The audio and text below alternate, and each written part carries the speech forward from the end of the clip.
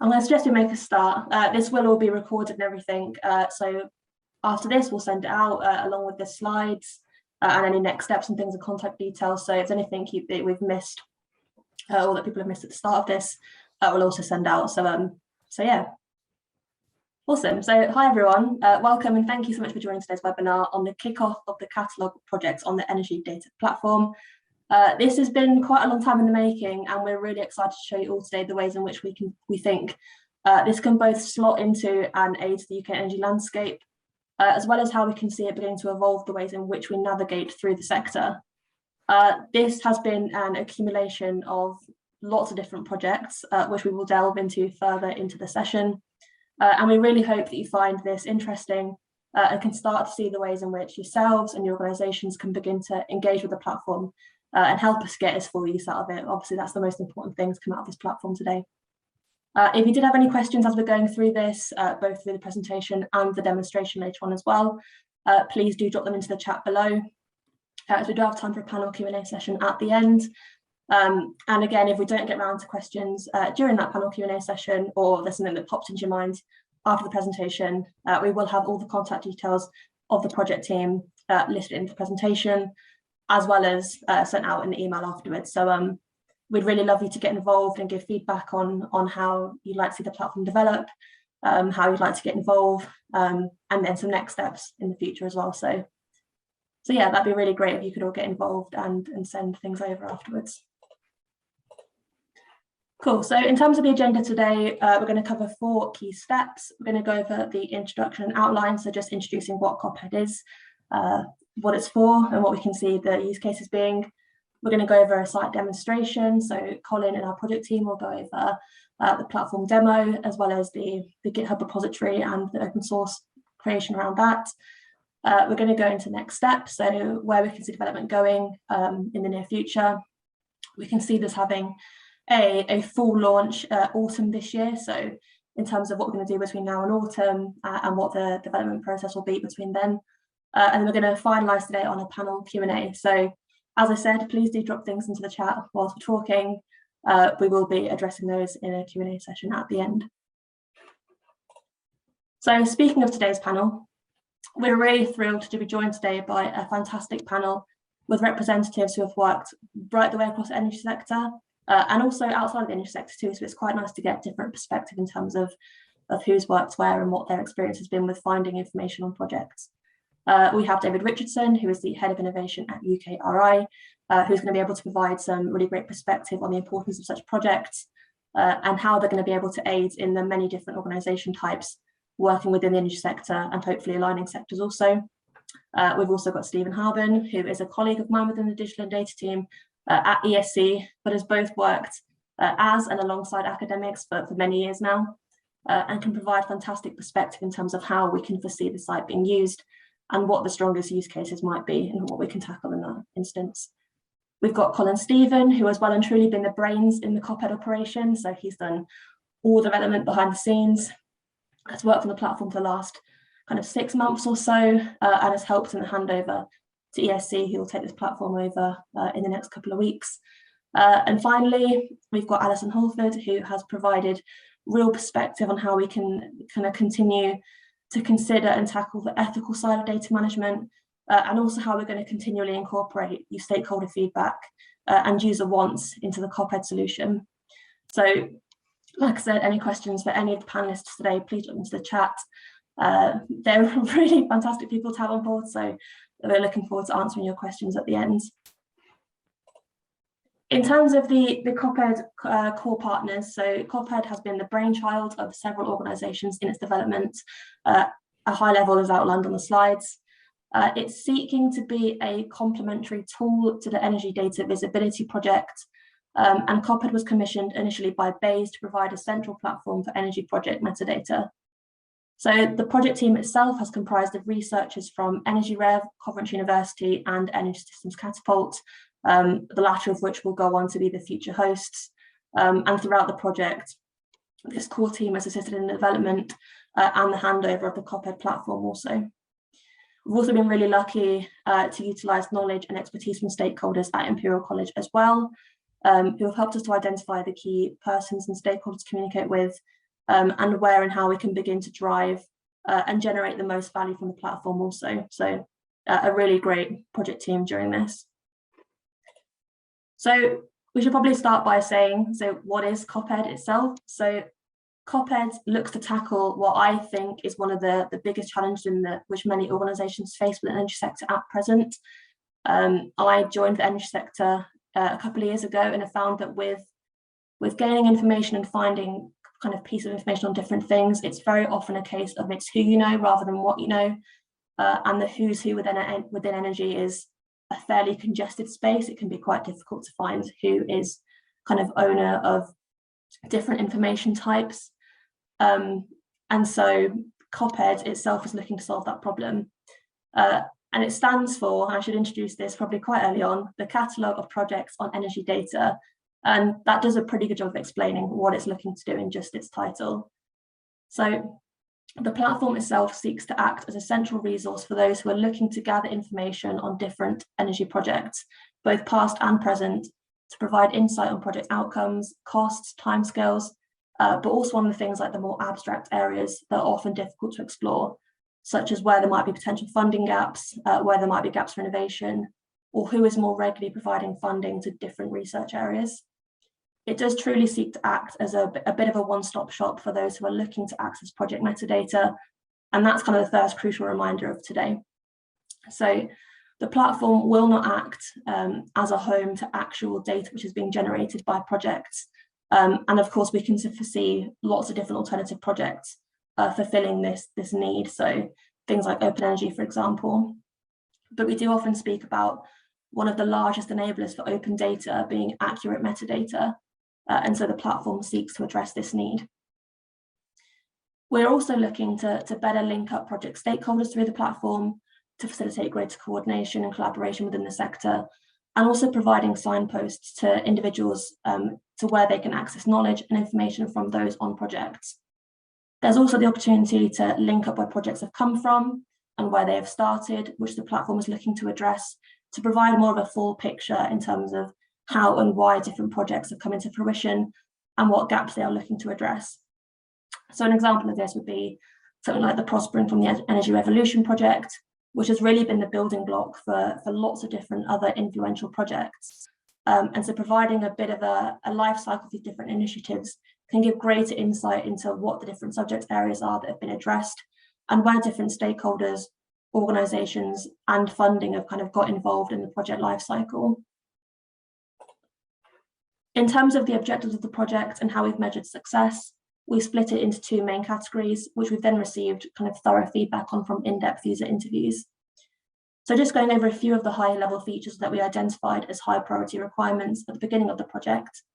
We firstly sought to provide a discovery and update feature that would act both automatically and manually. The platform currently has information in it from thousands of different projects, and as part of the future development, we're seeking to investigate the differing areas where we can pull information from. This could, for example, be the Smart Networks portal, where we know that DNOs have put a lot of work into ensuring that their projects and works are being effectively shared and managed. And there's also the opportunity to do things on a more manual basis, so providing project owners and stakeholders with the full flexibility needed to describe projects as effectively and usefully as possible. There is also the ability, which I personally think is the key selling point and great point of the platform, which is it's fully user-centric and provides the functionality for users to query, visualize and interrogate project information through the use of analytics dashboards. So Colin will go into these in much more detail than I will as part of a demonstration, so I won't go into too much now. But providing this full functionality and flexibility to the user is something that we're incredibly proud of, and has provided us with fantastic feedback thus far in the user feedback. It's these dashboards that set the tool apart from others within the sector at the minute, and they enable the much clearer viewing of project information without just reading information from a screen. So like I say, Colin will go into those in much more detail later on. The final feature that we prioritised is a similar project search, which can make it much easier for newcomers in the sector to find information that is similar to the area of research they are considering looking into. Obviously, with things like me saying that it's the who's who, it's often quite difficult to know what information is similar to what you're looking at, or what's already been out there. So that kind of similar project search just opens up the door and signposting for those newcomers to the energy sector who may not know what's already been in this space or what is relevant. This is available both through the project description, so in a much more in detail sense. So if you go into a project and you look at the metadata on there, it can tell you what's similar. And it's also incorporated to the search function as well. So similarly to Google, if you search for wind turbines, for example, it will come through with lots of different relevant information and aligning thinking, just making it much easier for users to use the platform and get full value from it.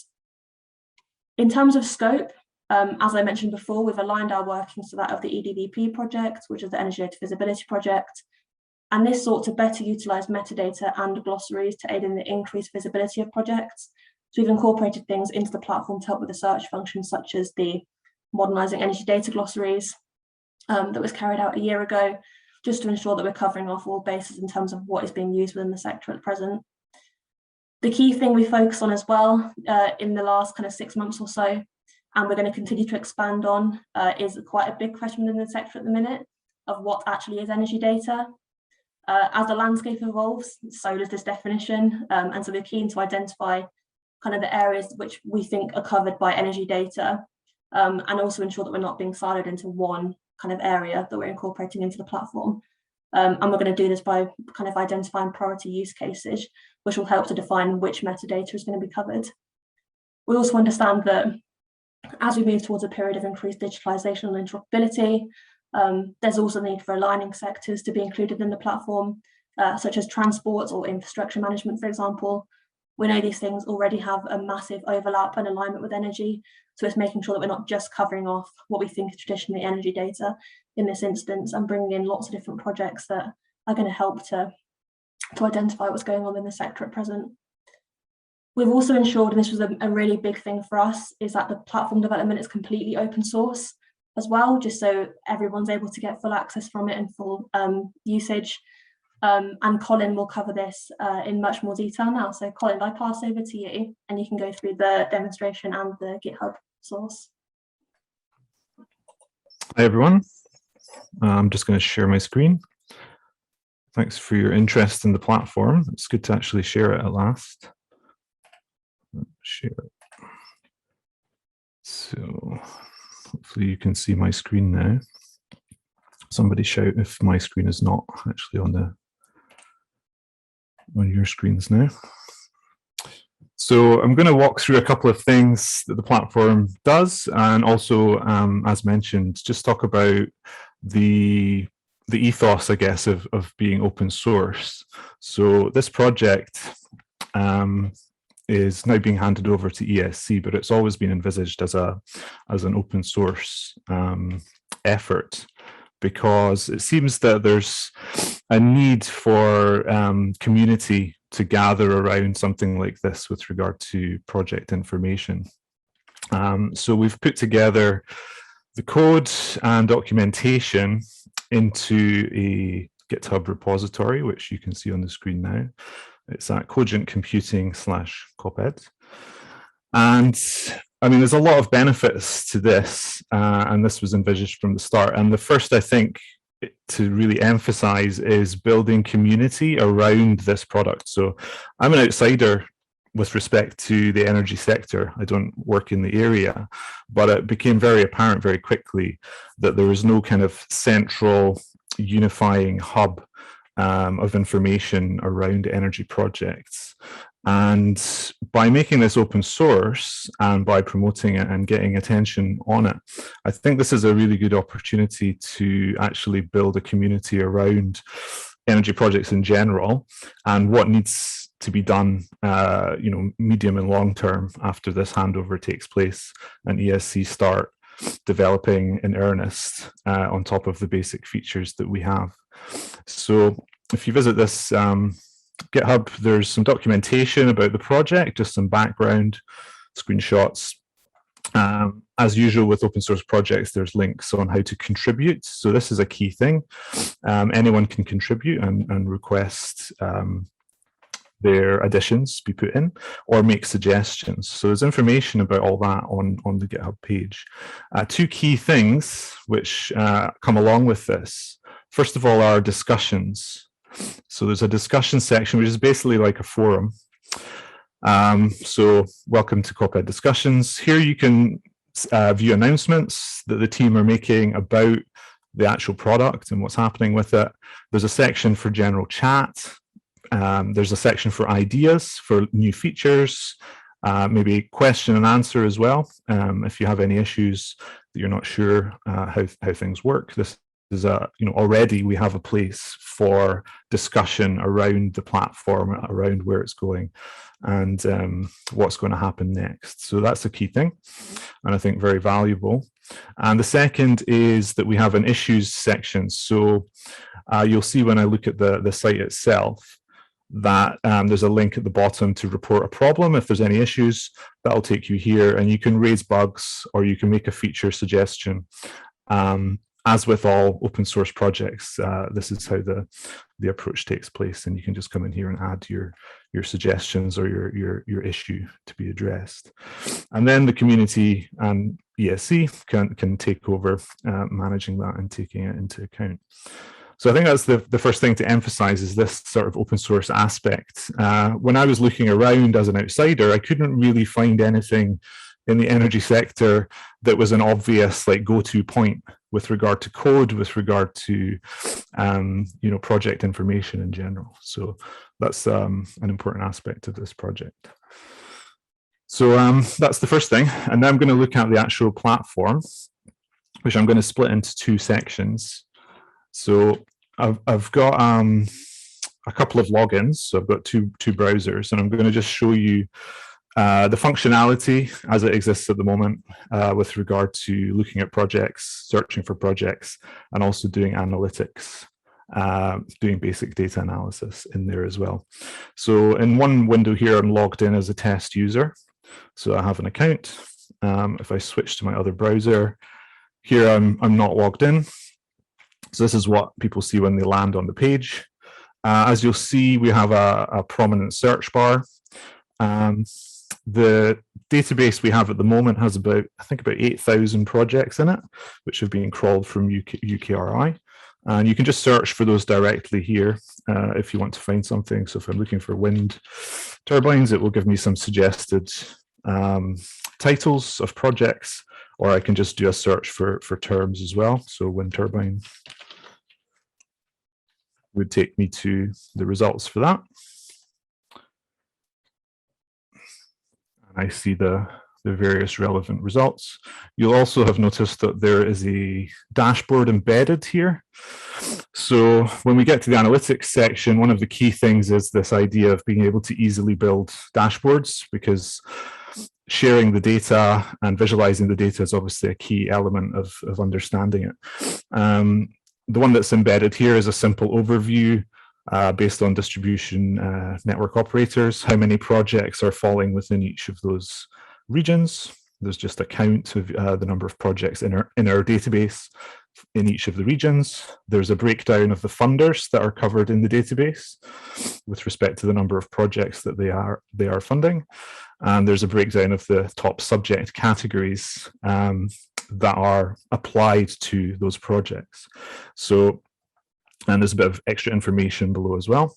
And there's a link here at the bottom to report problems through the GitHub, basically. If you come down to the bottom and you spot an issue, that's a link that will take you to the GitHub. Now, a few things to talk about here. First of all, well, I'll get to the visualization aspect. One of the key things that we're providing in this platform is this subject categorization. So that's something that when you go into the project list and you find a project you're interested in, when you go into it, you'll get an overview of the project data that's been crawled from the source. And as part of that data, we've actually done an analysis of the text. So we have a list of subjects that have been extracted from the text of all the projects in here. So if you look around as you browse the site, you'll see that these subjects are corresponding to the text. They often are phrases that won't be found in the text. Sometimes they are. But this gives us a systematic way to analyze, one of the most systematic ways to analyze the texts and compare the different projects in here against each other. So that's one of the highlights, I think, of the system. We also extract key phrases, which can be searched for, links and so on, and give an overview of locations as well. And just as we extract information about the projects, we also look at the relationships. Most of this data, in fact, all of this data is from the UKRI database. So we're looking at the relationships to people who have worked on projects and also organizations that have been involved in projects as well. So those are the links that we're dealing with. A fairly basic kind of structure, i.e. the projects at the core relating out to the people and organizations, but we're also adding subjects and key phrases as a key element to that as well. Now, to actually work with the data, you need to be logged in. So I'll go to my other window. I'm logged in here as a test user. You can sign up from the main page if you want to start an account. Once you're a user and have access, when you browse, you can do some simple things that you might expect on many different sites. In particular, marking favorites, particular projects that you're interested in following. I'll just give you an example of that. So here I've got some energy projects, people, this down, and organizations that I'm following, just to give me extra quick access to those. On any project, you can click on the favorite button or a person or an organization to add these to your list. You'll see that one of these is marked as my own. So another key aspect of the kind of system, I guess, that goes into this is we've crawled lots and lots of information from the wider web, in this case UKRI. And of course, some people will have data in the system which they are owners of. So there's a system in place to allow users to claim ownership so that they can edit and update the particular information that they find there. So if I go to a project that I don't own, this one here, there's a few buttons at the top. The find similar is the thing that Emily mentioned that would look for projects that have similar text, similar content, and similar subject areas to the one you're looking at. There's a history of changes if people have been making updates. And here's the claim ownership button. So claim this project so you can manage it. So if I want to claim a project which I actually manage, and maybe do some updates to the data in here, if I'm not confident that UKRI is going to reflect the data I want to show, then I would click on that. It would take me to a simple message interface, which sends a message to the site administrator. And on the other side, the site administrator, which I have in another window here, would see a list, a new message appear doing that request. So there's an ownership request just come through, that's highlighted, and I can view that, and it'll take me through to the relevant record, which I can, oh, that's a new one that someone submitted. So we can access the ownership of that record, set it to that person, and then that person can manage the project. So if I go into one of the existing ones, this one's been set for the example user that I was just looking at. So I'll just show you that you can edit those if you are an owner. So if I come into my own projects, which I'm owner of, as you would expect, you can then delete that project, which will prevent it from being instituted into the database. It won't be crawled again. Or you can update the data that's in there if you want to maybe change the subjects that have been automatically extracted, change the keywords, add links, add a new fund that you've received, something like that. So all the basic data management aspects are around that. And they tend to circulate around this very simple message system, which allows you to communicate the request to the administrator, who can then act on it, and then you'll get a message in response as well. So that's the basic functionality of the data, requesting access, requesting ownership, and also you can request a change to the data. If you don't want to own it, you can ask for a change if you've noticed that something is wrong. So that's one of the main components of the platform. And the second complementary aspect is the data and analysis section. Just before I move off, you'll notice that there is an announcements button at the top as well, which allows the administrators to put up just basic announcements with some links for things that happen. These have validity dates, so they'll disappear once the date passes. So there's the opportunity to advertise events or funding calls, etc., through this simple interface as well. Okay, so that's the basic kind of functionality. The next part sits apart, but accesses the same data, and that's the data and analysis section of the site. So it's based around providing an interface that allows you to interrogate the data that's in the database for all those projects. So if I go into dashboards, just a couple here at the moment. For example, the homepage dashboard is there, and I can view just an embedded version.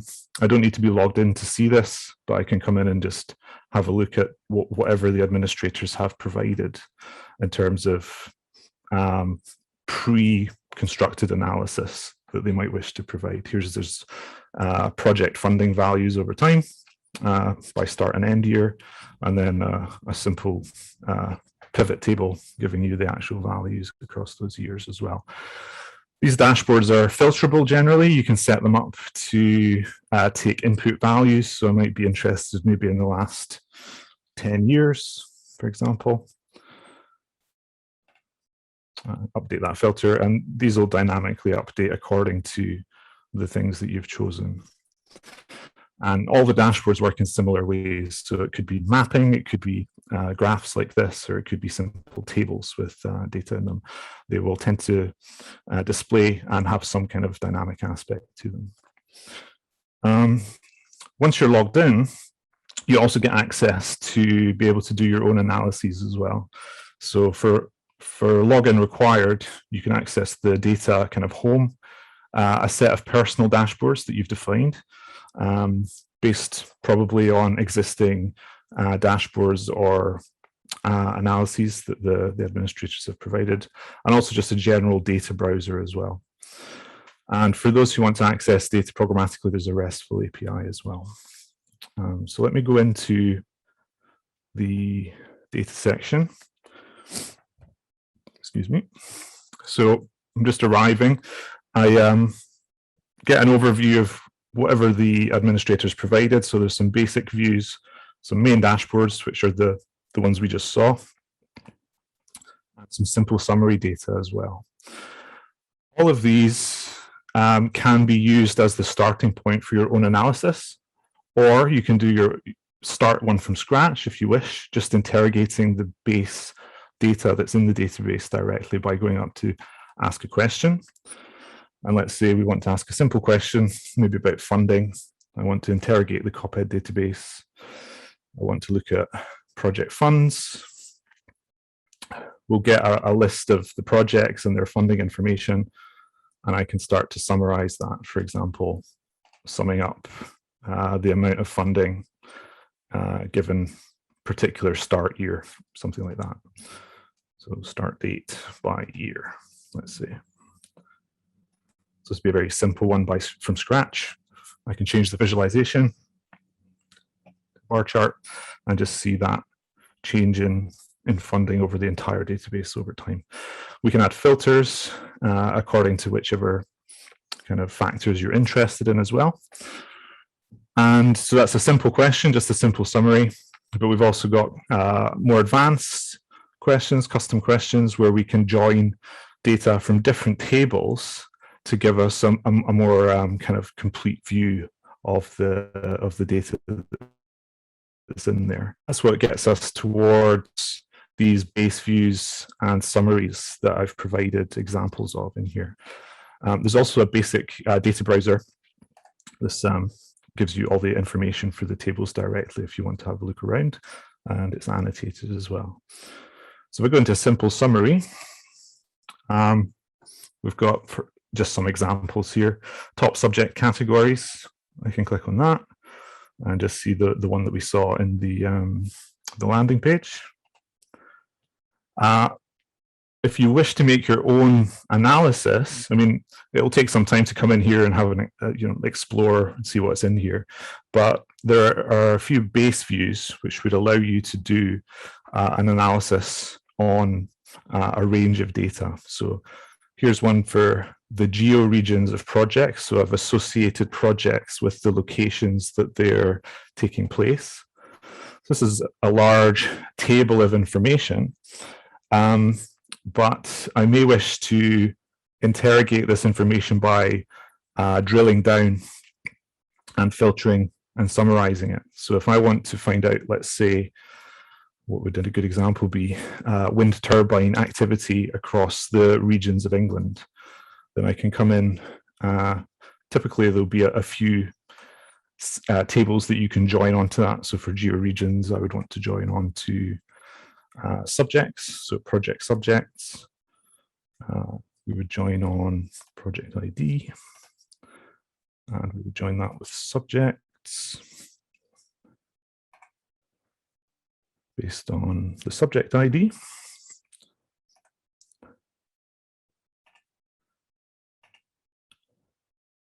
So that would give us access to the subjects of each of those regions. Then I might want to filter, for example, by the particular subject label.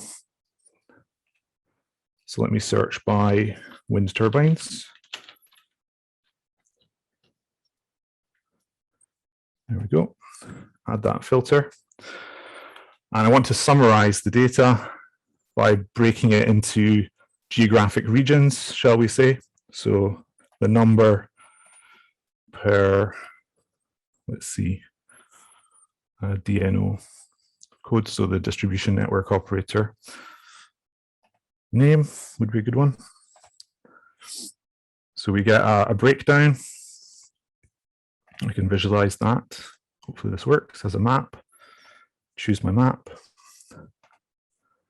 We have a breakdown here of the different regions for that map, and then we can choose the fields we want to visualize and produce a map like the one that we saw on the landing page. And this is, I've used it multiple times, but it doesn't take too long to come in and play around with the data that's already here, and you can build on top of all these existing analyses that we've provided. And I think part of the work moving forward will be really understanding what can be put into here as a basis for future analysis and future dashboards, what types of information are going to be most useful in terms of mapping versus, finance over time and stuff like that. So yeah, that's a very whistle-stop tour of the analytics interface as well. Which is the second key component. And just to go back, before I finish, just to go back to the kind of emphasis that I made at the start, what goes into that kind of analytics framework is probably up for discussion, and it's a really good place that we now have, or that you now have, through the GitHub discussions and issues and so on, to be able to raise your needs and state how you'd like to see the platform evolve based on these basic features that are existing at the moment. So yeah, I'm going to stop there. I realize I've done 20 minutes now, so we can have a discussion. But hopefully that gives you an overview of what's in the system, and maybe encourages you to go and play with it and try it out and see what you can find out for yourself. Amazing, thank you, Colin. Cool, I'm just going to turn us back to the slides again. Hopefully you can all see that. Please drop a note in the chat if you can't. Great, so yeah, that was a really, really great demonstration, and the links for both the GitHub and the platform are in the chat. Please do go have a play with both of those things. We'd really appreciate any and all feedback. And in terms of user feedback throughout the kind of development of the projects and the platform, we've managed to speak to a lot of different organizations with a high level view of those being on the slide, and we did these in the sense of kind of one-to-one in-depth feedback interviews back in February. So thank you for anybody on the call who was able to get involved with those. We've also ensured that throughout the development of this, it's been very iterative and has incorporated feedback as we've gone on. On the whole, feedback has been very positive so far, and the interviews provided some incredibly useful suggestions in terms of how we could better develop the platform.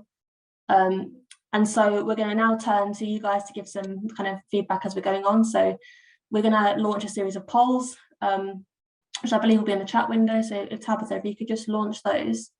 And we're going to give kind of 5-ish, 10 minutes for people to go in and answer the polls in the chat. Thank you.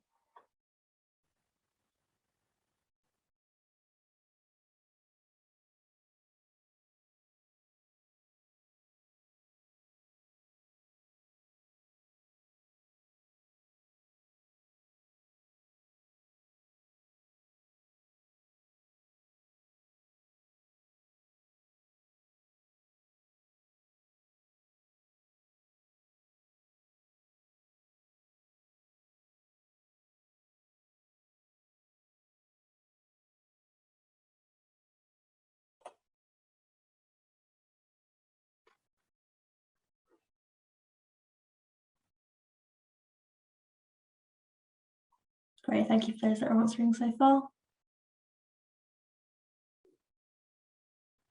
If there's anything that we haven't covered as an answer on this as well, please do drop into the chat any features that would be useful to incorporate on the site as well.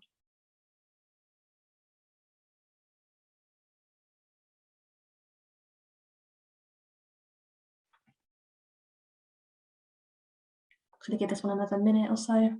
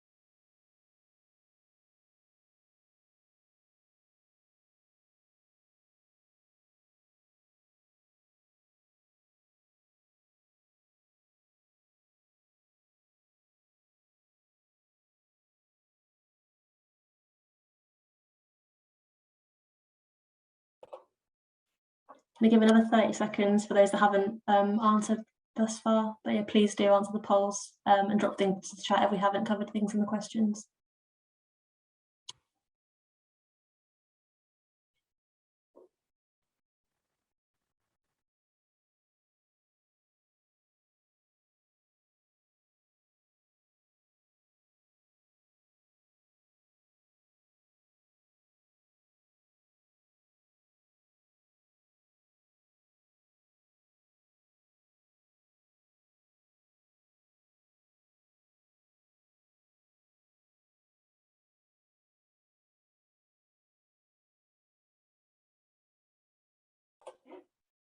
Great, thank you for those that answered. That's really useful, and we'll send out the results of these as well after the webinar. So if there's anything that is, I suppose, alarming or something that you didn't necessarily think would come up as a key requirement or feature, please do let us know after this.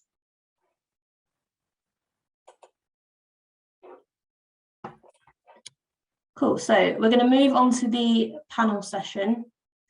I'm going to suggest we just stop sharing here, and can I ask those that are on the panel just to turn their cameras on? so we can all see you. Perfect. Great.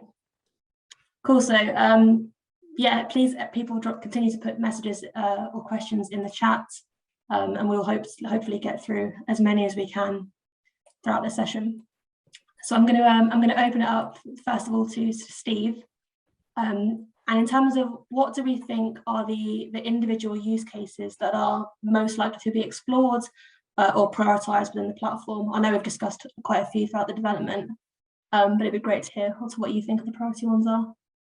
Yeah, thanks. So, well, what we found was there was a lot of different use cases. So in the interviews we did, there was, a variety, and each person we interviewed, there was new use cases. So, I think it's still, adapting, and I think still people have different priorities. But I think we did get some common ones in the end. And I think across academia, sort of policy area and sort of industrial bodies, I think we've also seen in the polls there that sort of looking where the gaps are and where maybe areas are saturated came up as quite prominent.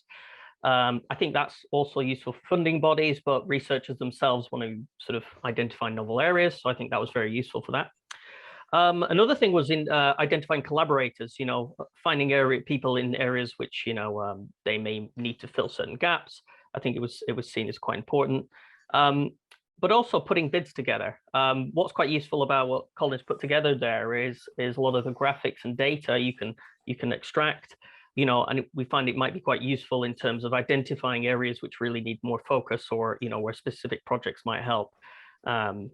And on top of that as well, we also found, it might be useful for identifying areas which are quite mature and advanced, and perhaps where, companies could get ready to productionize certain sort of, certain projects and areas and skills which have sort of, shown a lot of promise through there. So a lot of different projects. That's just a few that came up. But I think one thing we're hoping is that we'll continue to get feedback from people. Absolutely. And Colin, how easily do we think the platform tailors to each of these individual kind of use case areas? I mean, we've seen it so far being very flexible, but how easy it'll be to incorporate each of those different kind of subject areas into the platform? Yeah, fairly straightforward, assuming the data is there already. So it's about, I guess, what data has been brought in. At the moment, there's financial data, there's temporal data for how long projects have been running, when their start and end dates were. There's the automatically generated subject data. So I think that's important. That's difficult to get elsewhere.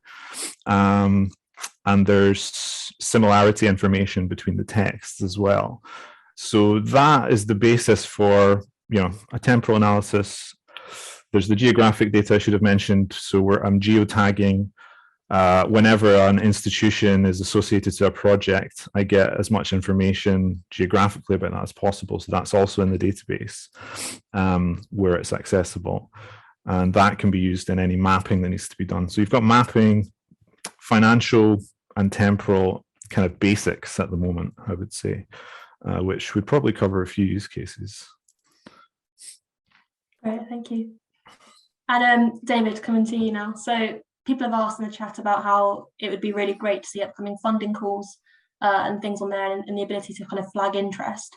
How do we think this platform both aids in the kind of assessing of these future funding needs and also finding gaps and inciting kind of collaboration between different organisations looking to access these funding pots? Yeah, it's a good question. And for me, one of the aspects of it is to ensure that we're also getting businesses using this quite a lot. I know that there's been quite an academic community that have shown interest about it, but how do we actually get businesses posting their projects on here as well? And a lot of those partnerships across non-typical sectors, getting academia to work with businesses, investors, regulators, because for me, that's part of the real potential power of the platform. Is how do you get different user groups sharing information with each other in a way that they might not typically through their usual communities? And we'd be very happy to explore how we can do some of that with our upcoming calls as well. Amazing, thank you. And Alison, I know you've done lots of work into how we can ensure that ongoing feedback is regularly incorporated.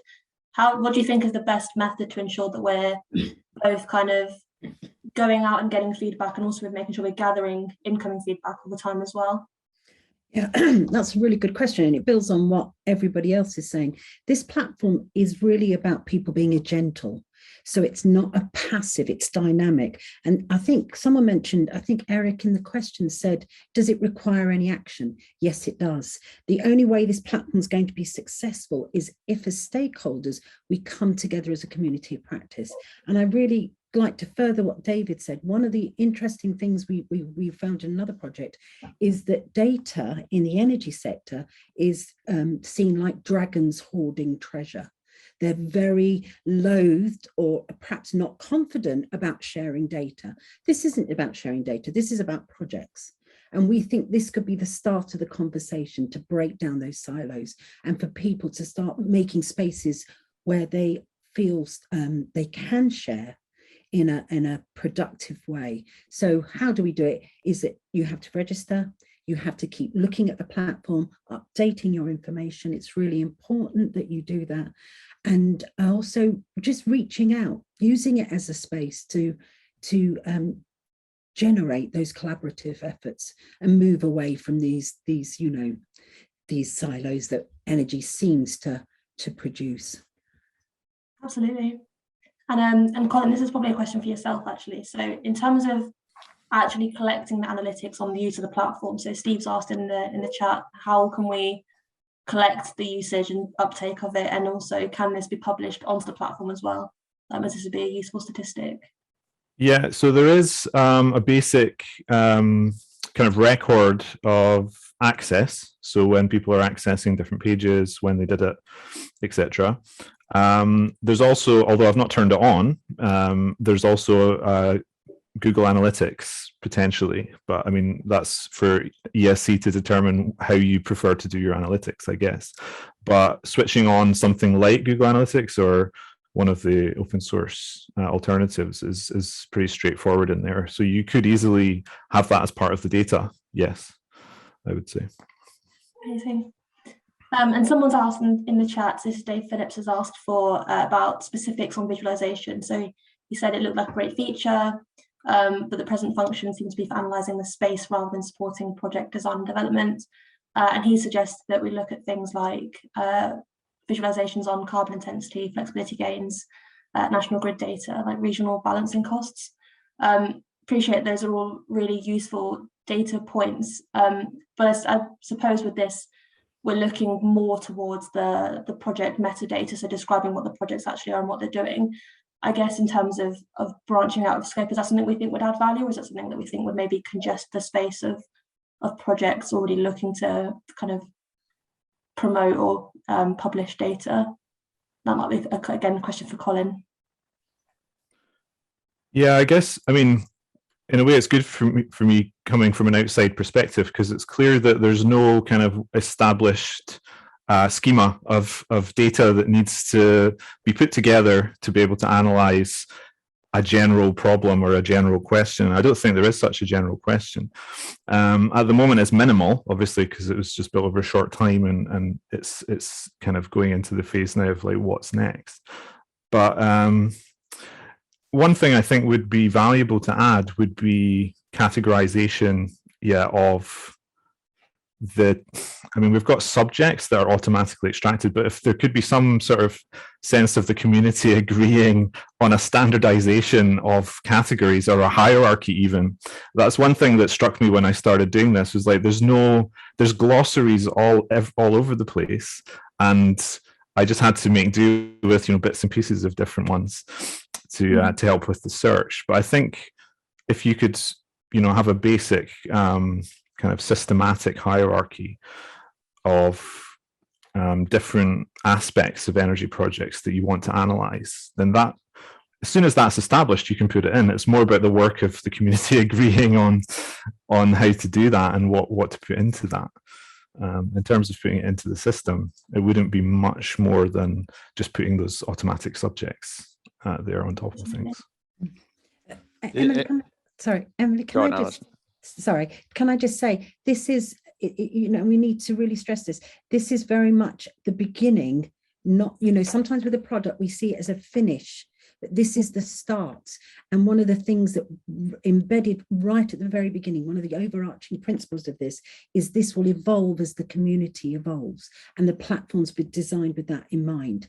So the more people contribute what they're looking for, the more we can shape that platform to what it meets the needs of the people.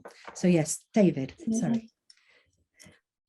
So, good point, Alison. I was just going to say that Richard and some of the others through the delivery of the data task force did kind of consider whether centralized repositories for energy data would be beneficial, or whether that should be something that organizations own themselves. I think part of the viewpoint was there's a lot of quite personal and sensitive data, which can't just be put in a centralized repository for anyone to access, but also that as this evolves, really what adds the most value is being able to find where those different data sets are being held. And now there are a lot of the infrastructure owners, like most of the energy networks have a data request tool, which I think is a really good development. So I see this all as a bit of a network to better surface where activities are happening and being able to find the tools you need to access the correct data as well. One thing that I would really like to see is, I don't know whether it's some kind of scoring mechanism or perhaps even a proposal for further project ideas to see who's actually providing data really well and providing a good service to their users, or if there's anything that we could fund through future competitions to sort of take the next step, and what's a democratic way of finding those ideas as well. Yeah, that's linked back to what Eric Brown's asked in the chat as well about, is there a case for there to be an incentive to include your project? So a condition of funding, for example. And I think that it's a lot of it's down to responsibility rather than I think the need to do something as a compulsory need. But I think we've seen with things like we utilize the USmart data platform, for example, which gives us scoring in terms of how open or usable the data is. So maybe something like that would be good. But yeah, it'd be good to explore how we can further incentivize people to really start to utilize it properly and to make their information more usable. I'm going to come to one final question before we do wrap up the next steps. And this is, someone's asked in the chat about alignment of this platform with other initiatives such as the AIR program and the virtual energy system. And there is absolutely plans to make sure they're aligning and to ensure they're interoperable. And I want to come to David again to close this off. So strategically, how do we think we can ensure that this fully aligns with what's going on within the sector? There's a lot of things happening at the minute, a lot of initiatives that are looking to make things more open. And is it a case of just being able to communicate this really effectively and push it out through various promotional things? Or is there a more strategic way in which we can ensure that this doesn't remain as a siloed platform, for example, and does interact with other things going on? I think the primary way, as Alison said, is continue seeing it as a service offering. If you design something that meets the needs of your users, then people will adopt it. I think that's the primary way of driving adoption. And finally, just a reminder to consider all the user groups. For instance, like investors and financiers would really value seeing who's receiving funding and which projects are being successful. Likewise, policy and regulatory change makers would really like to find evidence through a tool like this as well. There's a whole host of different users, I guess I'm saying. Absolutely. Okay, great. If we didn't get around to answering anybody's questions, we will go through this after and reply over emails. I know there's a lot of really useful suggestions in here and lots of signposting to different things going on. That's really, really appreciated. Thank you very much for posting those in the chat. And we will get back to people.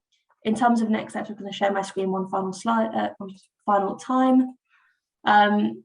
Next steps for the platform. So like I said, this is a kickoff event. We are looking for full platform launch from autumn of 2022. And in the meantime, we're looking to really, like I say, develop those use cases, identify who the key users are, and just ensuring that we're really creating a platform which offers the most value to users and doesn't, like I say, get kind of left as something which people aren't willing to use. So that's the key thing we're looking to do in the next kind of 6 months-ish. between now and then. The GitHub page will remain live throughout this time, so please do feel free to drop comments into that as well. Like I said, we really appreciate feedback, and there will be a lot of instances to get involved with the development of this between now and autumn time, so like I say, much appreciated in the meantime. We're going to be looking to potentially open up a working group style system, so if you would like to be involved in that, again would be really great to hear from you. We're looking to get as much engagement in this between now and autumn to fully ensure that when we do launch this as a full platform product, it is ready to go and as useful as it can be as possible. So any and all contributions to that would be really, really appreciated between then.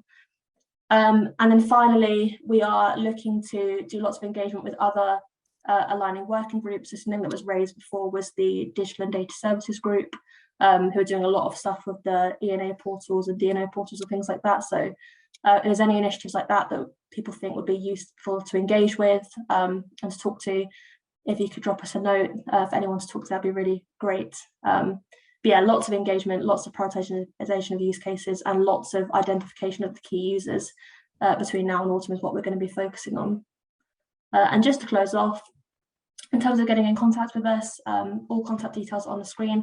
Like I said, these slides will go sent around to everybody post-webinar, so please do get in touch with anything you think we necessarily didn't cover today or wasn't clear or didn't get around to your question in the chat.